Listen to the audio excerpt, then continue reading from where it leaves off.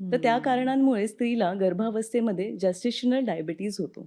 Okay. आणि याचा आईवर किंवा मुलावर होणारा काही हो, हो. परिणाम? यामुळे जसं आईमध्ये मी म्हणेन तर ब्लड प्रेशर जास्त प्रमाणात वाढलं, ज्यांना आम्ही प्री एक्लेम्सिया म्हणतो ओके. किंवा तिला असं होतं की सिझेरियन करायची वेळ येते. ती शस्त्रक्रियेवाली डिलिव्हरी होते कारण बाळाचा आकार वाढलेला असतो.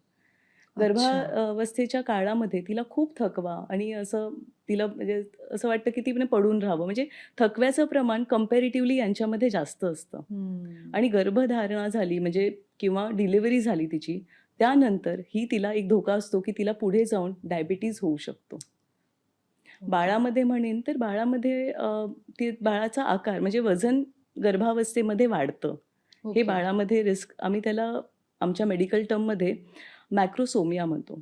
अच्छा. हो. त्यानंतर श्वसनासंबंधीचे विकार बाळामध्ये निर्माण होण्याची शक्यता असते.